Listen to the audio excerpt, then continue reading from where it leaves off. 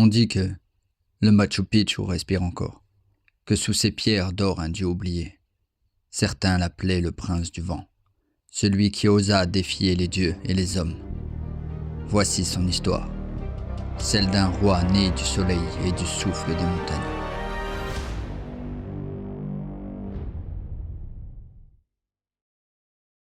On raconte qu'avant les hommes, avant même les rois, la vallée d'Urubamba n'était qu'un souffle suspendu entre la terre et le ciel.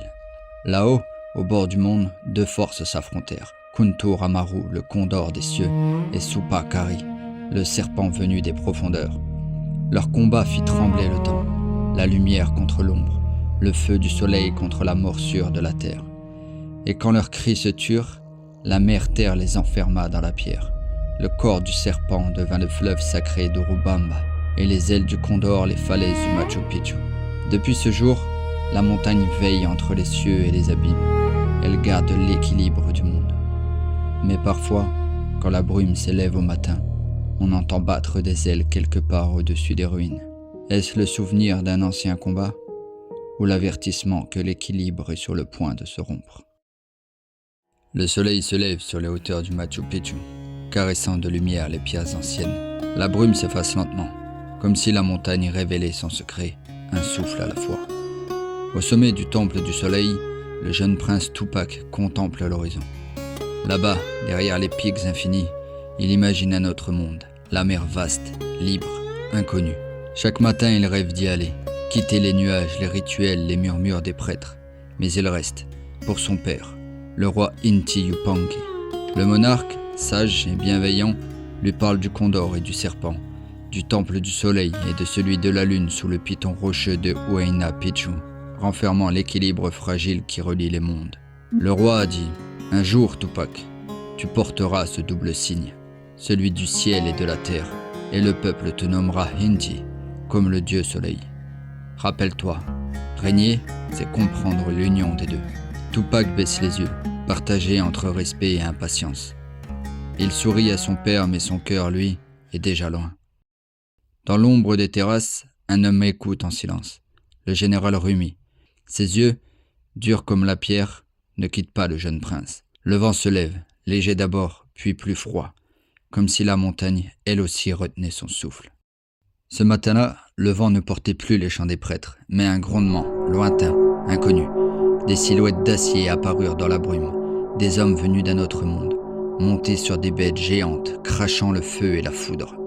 Les colons avaient trouvé le chemin des dieux. Le Machu Picchu, le sanctuaire du soleil, venait d'être assiégé. Dans la grande salle, le roi Inti Yupanqui ordonna « Bouclez la cité, détruisez les passages, ne gardez que l'escalier des braves. » Ce corridor taillé dans la pierre, large d'un seul homme, rempli de pièges et maintenu fermé par une énorme porte et des dizaines de gardes. Tupac, lui, ne pouvait détacher ses yeux de la vallée. Ces étrangers, ils venaient de si loin. Leurs armes, leurs chevaux, leurs tonnerres, tout semblait impossible. « Père, dit-il, je dois les voir, je veux comprendre. » Un murmure glissa dans la salle. Le général Rumi s'avança, la tête basse mais le regard brûlant, ajouta « Il a raison, mieux vaut parler avant que le sang ne coule. » Autour d'eux, la montagne tremblait sous les canons. Le choix se dessinait, rester caché ou affronter l'inconnu. Tupac sentit le poids du destin sur ses épaules. Et si Rumi avait raison, ou si c'était un piège. La nuit tomba sur le Machu Picchu, comme un manteau de cendres. Les torches s'éteignaient une à une, remplacées par le murmure du vent et le souffle inquiet des gardes. Tupac n'en pouvait plus d'attendre. Contre l'ordre de son père, il s'éclipsa dans l'obscurité. Silencieux, il descendit les terrasses, glissant entre les pierres froides et les lianes. Au loin, il aperçut des lumières étranges, dansantes, métalliques. Les colons. Des hommes pâles, leurs visages cachés sous des casques d'acier. Leurs armes luisaient comme des serpents sous la lune. Doucement, il s'allongea sur les hauteurs, regardant une arête brumeuse de la montagne. Le silence du Machu Picchu n'était troublé que par le pas de deux hommes, le roi Inti Yupanqui et le général Rumi. L'escalier des braves se dressait devant eux. Taillé à même la roche, un couloir si étroit qu'un seul pouvait passer. Plusieurs gardes ouvrent le passage en tournant une grosse pierre circulaire. Puis les deux hommes entament leur descente. « Ils sont là, juste en bas », murmura Rumi. « Je vais voir si ce n'est pas un piège, mon roi. » Il s'avança lentement, jusqu'à un endroit dégagé. La brume était épaisse et la visibilité réduite. Là, dans l'ombre, un éclat d'acier, un colon. Rumi croisa son regard et fit un signe, presque imperceptible. Puis calmement, il se tourna vers son roi. « La voie est libre, monseigneur. » Inti Yupanqui inspira profondément. Son pas résonna sur l'escalier de pierre. Puis une fois à l'extérieur, un éclair, un bruit sec inconnu. Le roi chancela puis s'effondra, la poitrine traversée par le tonnerre.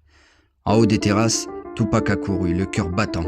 Il n'avait vu qu'une chose, son père frappé par le feu des étrangers. « Père !» Sa voix se perdit dans le vent. En contrebas, Rumi restait droit face au colon. Ni effroi, ni colère, juste un calme glacé. Et la montagne, muette, sembla renfermer ses pierres sur le secret. Le tonnerre s'était tu. En bas des marches, le corps du roi gisait immobile entre la pierre et la poussière. Rumi s'approcha lentement, sans un mot. Son visage ne trahissait rien. Il posa un genou près du corps, effleura le front du souverain, puis leva les yeux vers les colons, toujours cachés derrière la brume. Un simple signe de tête, discret, mesuré, comme un salut ou un accord. Au sommet de l'escalier, le regard de Tupac ne voyait qu'une chose, son père, inerte dans les bras de son général. Le général leva doucement le corps, le porta contre lui et entreprit de remonter les marches. Chaque pas résonnait comme un battement de cœur dans la pierre. Quand il atteignit le sommet, Tupac s'élança. « Rumi, père, non, non !» Le jeune prince tomba à genoux, serrant le corps sans vie contre lui. Ses larmes se mêlèrent au sang royal. Rumi détourna légèrement le regard. Une ombre passa dans ses yeux. Une gêne, presque une peur. « Mon prince, il est parti rejoindre Inti, » murmura-t-il, la voix calme, trop calme. Tupac, aveuglé par le chagrin, ne vit rien. Pas le regard fuyant, pas le signe de tête, pas la vérité qui se cachait juste derrière la douleur. Et dans le silence du Machu Picchu, la montagne, elle, semblait le savoir.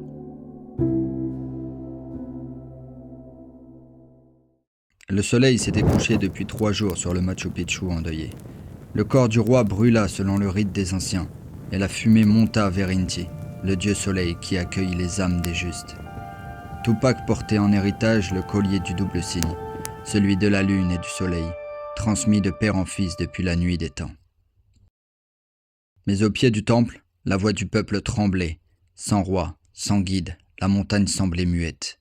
Alors Rumi prit la parole devant le conseil. Tupac est jeune, et la cité doit vivre. Le Machu Picchu a besoin d'un bras fort pour la protéger.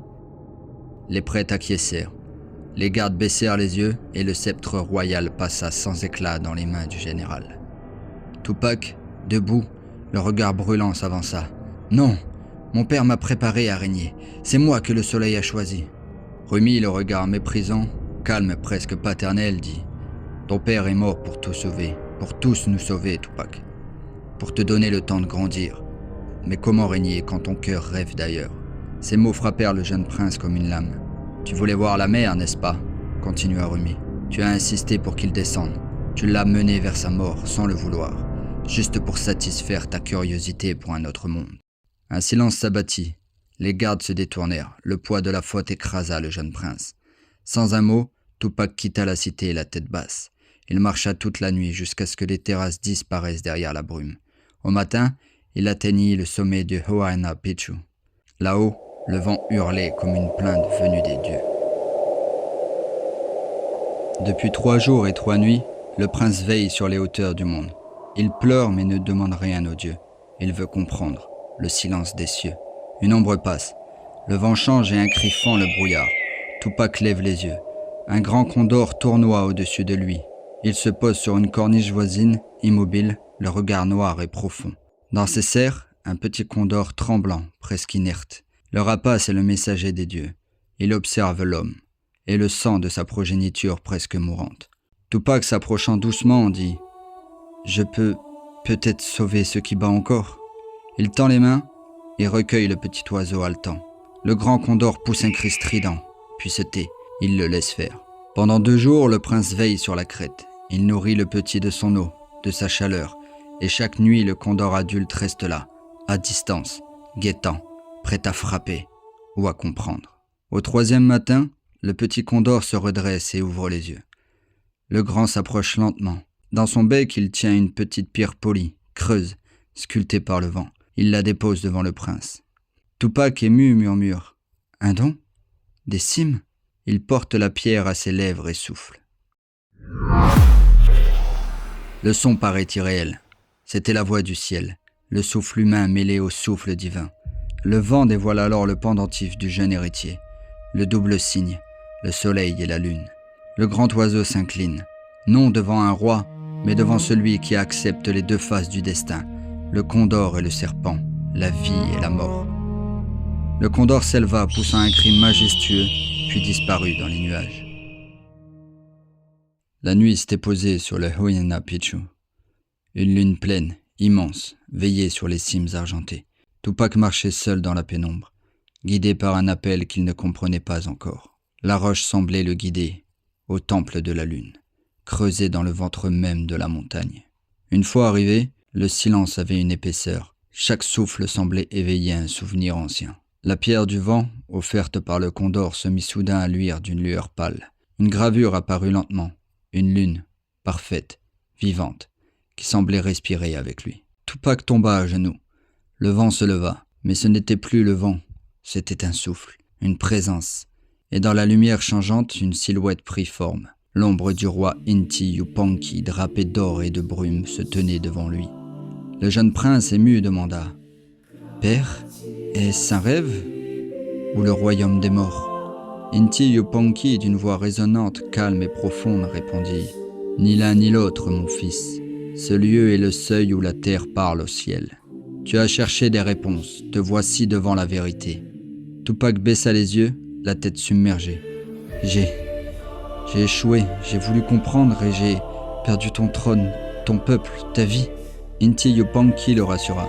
« Non, Tupac, tu n'as rien perdu. Tu n'étais pas prêt à voir. Il y a eu trahison, mon fils, mais la vengeance ne rend pas la lumière. Elle ne fait qu'assombrir le cœur de celui qui la porte. Tu dois retourner à la cité, non pour punir, mais pour comprendre. Pour sauver ton peuple avant que le monde ne bascule. » Tupac lève les yeux.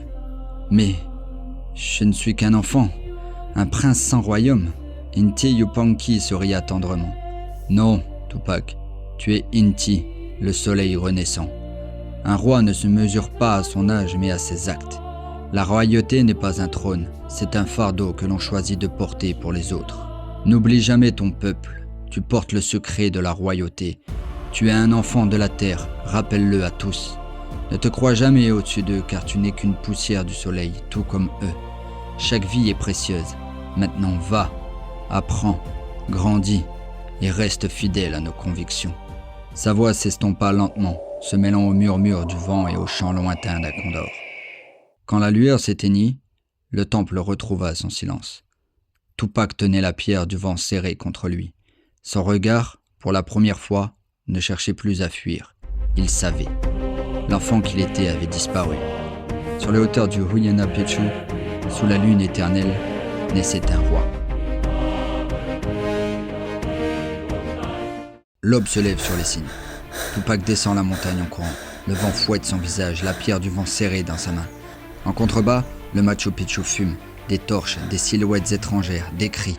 Les colons sont là. Et parmi eux, Rumi. Son armure d'or brille au milieu des étrangers. Il parle leur langue. Il montre la porte sacrée. Tupac s'arrête net. Le choc, la trahison prend forme. Pas de temps pour pleurer, pas de temps pour douter. Il court. À travers les terrasses, les passerelles, les escaliers de pierre, chaque pas résonne comme un tambour. Les gardes le voient passer. Ils hésitent, reconnaissent son regard. Le prince est revenu. Il atteint le temple du soleil, arrache ses vêtements et enfile sa tunique royale. Le tissu sang et or claque dans le vent. Tupac grimpe sur la terrasse sacrée et saisit la corde des cloches royales. Puis il tire. Le son traverse toute la vallée, les prêtres s'arrêtent, les femmes lèvent la tête, les enfants reconnaissent le chant des rois. La montagne résonne, le Machu Picchu se réveille. Tupac court maintenant vers le temple du Condor. Là, son peuple se rassemble, les visages sont terrifiés, mais une étincelle d'espoir renaît. Le jeune roi s'avance, haletant, le regard de feu. Tout s'enchaîne, le destin s'accélère. La guerre n'est plus une menace, elle est déjà là. Et au cœur de la cité, entre les ailes de pierre du Condor, le dernier souffle de Machu Picchu s'apprête à rugir. Il y a du vent sur les terrasses du temple du Condor. Mais ce n'est plus le souffle du ciel, c'est le souffle de la peur. Tupac est face à son peuple. Autour, les colons encerclent le temple. Leurs fusils scintillent sous le soleil. Le peuple hésite, paralysé par la peur. Rumi avance, calme, sûr de lui. Sa voix résonne sur les pierres. Peuple du Machu Picchu, écoutez-le. Ce prince n'a jamais aimé votre cité. Tout ce qu'il désirait, c'était la mer, l'ailleurs, le monde au-delà des nuages. C'est lui qui a conduit votre roi à la mort. Les murmures s'élèvent, les regards se détournent, l'espoir s'efface. Rumi s'approche, une lance à la main. Puis, sans avertissement, la jette. Elle traverse l'épaule du prince. Il vacille, tombe à genoux devant le temple du Condor, haletant. Rumi continue de s'approcher lentement et sort son épée, prêt à achever le jeune roi. Les colons s'avancent, les fusils sont levés, le temps semble suspendu. Le Machu Picchu tremble, tout semble perdu. Et pourtant, quelque chose dans le regard de Tupac change. La montagne suffoque. Il est à genoux, la douleur le brûle, la lance est plantée dans son épaule. Son regard tombe sur la pierre sacrée du Condor gravée sous ses pieds. Le symbole tacheté de son sang royal semble briller. Le souffle de la montagne change, un cri s'élève, puissant, traversant la vallée. « Kuntur Amaru, le souffle du soleil !» crie l'un des habitants de la ville. Le Condor de Huyena Picchu se pose sur le sommet du temple. Ses ailes étendues projettent une ombre divine sur le prince blessé. Tupac serre la pierre du vent dans ses mains. Son sang imbibe la pierre. Une lueur apparaît sur sa face vierge, un symbole du soleil, éclatant, vivant. Le général Rumi s'avance, l'épée prête à frapper, mais le jeune prince respire profondément. Il souffle dans la pierre. Le ciel s'ouvre, des centaines de condors surgissent des hauteurs. Tournois couvrent la cité de leurs ailes immenses. Le vent hurle, soulevant poussière et pierre, et le peuple se redresse, inspiré, courageux. Tupac se relève lentement, retire la lance de son épaule, le sang ruisselant sur son torse, les yeux fixés sur Rumi. Le souffle du soleil, les condors, répondaient au sang et à la volonté du prince. La montagne et les cieux semblaient s'unir dans un seul cri de puissance. L'ombre de la peur recule, l'espoir renaît.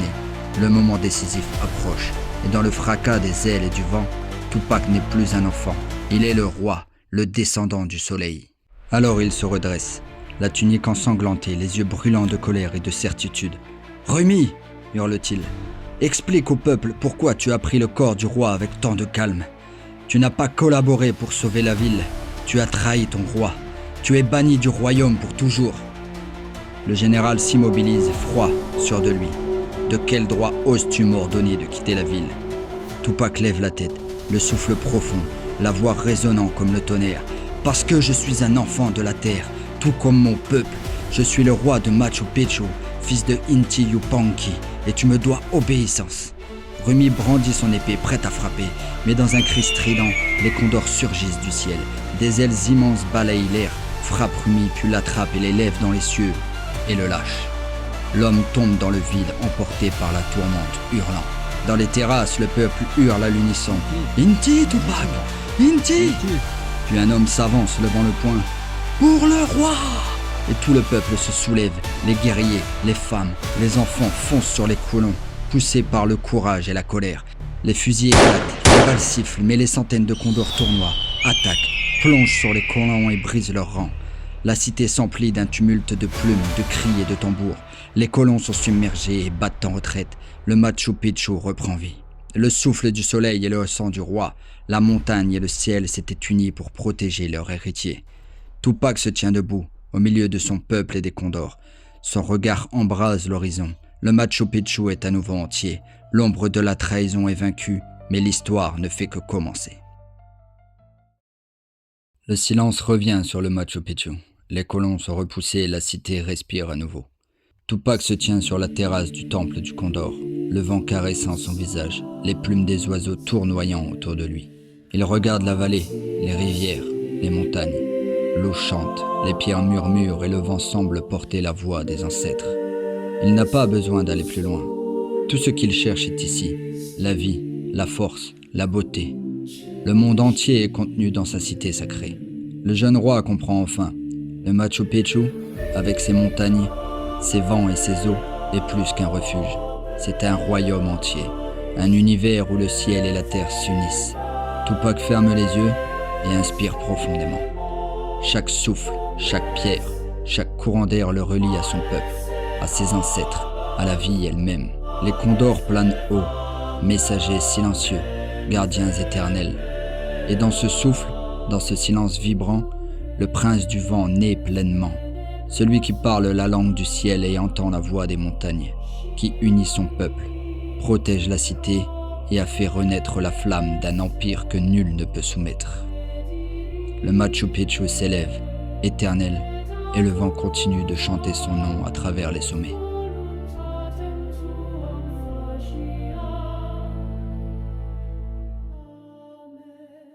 J'espère que vous avez kiffé l'histoire. Si c'est le cas, n'hésitez pas à mettre un petit pouce bleu, à vous abonner, ça soutient énormément la chaîne. Dites-moi ce que vous en avez pensé en commentaire. C'était Kev DBZ sur Raconte, à la prochaine.